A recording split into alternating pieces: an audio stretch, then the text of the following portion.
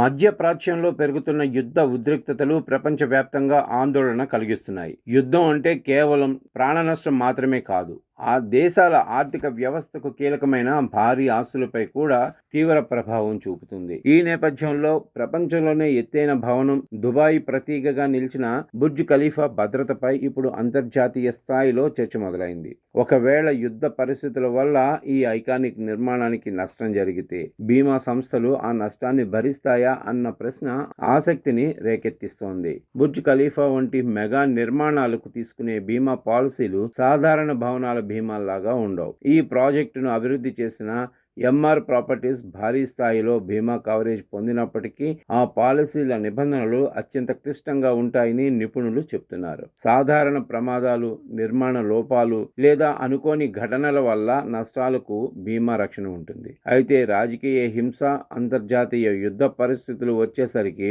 Policy నిబంధనలు పూర్తిగా మారిపోతాయి. ముఖ్యంగా ఉగ్రవాద దాడులు మరియు అధికారిక యుద్ధం మధ్య బీమా సంస్థలు స్పష్టమైన తేడాను చూపిస్తాయి. ఉగ్రదాడుల వల్ల నష్టం జరిగితే పరిహారం ఇచ్చే అవకాశాలు ఉండకపోవచ్చు. కానీ రెండు దేశాల మధ్య అధికారిక యుద్ధం ప్రకటించబడితే ఆ విధ్వంసాన్ని చాలా అంతర్జాతీయ బీమా పాలసీలు మినహాయింపు కింద ఉంచుతాయి. అంటే యుద్ధం కారణంగా భారీ నష్టం జరిగితే బీమా సంస్థలు పరిహారం చెల్లించకపోవచ్చని నిపుణులు హెచ్చరిస్తున్నారు. ఇంకా ఒక ముఖ్య విషయం ఏంటంటే, నష్టం జరిగిన వెంటనే క్లెయిమ్ చెల్లింపు జరగదు. నష్టం స్వభావం, పాలసీ నిబంధనలు, బాధ్యతలపై సుదీర్ఘ పరిశీలన తర్వాతే నిర్ణయం తీసుకుంటారు. బుర్జ్ ఖలీఫా ఒక మిక్స్డ్ యూజ్ భవనం కావడంతో ఇందులో ఉన్న హోటళ్లు, కార్యాలయాలు, విలాసవంతమైన నివాసాలకు విడివిడిగా బీమా ఉండే అవకాశం ఉంటుంది. కాబట్టి నష్టం ఎక్కడ జరిగిందన్నదే పరిహారం మొత్తాన్ని నిర్ణయిస్తుంది. విశ్లేషకుల అంచనా ప్రకారం చిన్నపాటి నష్టం జరిగితే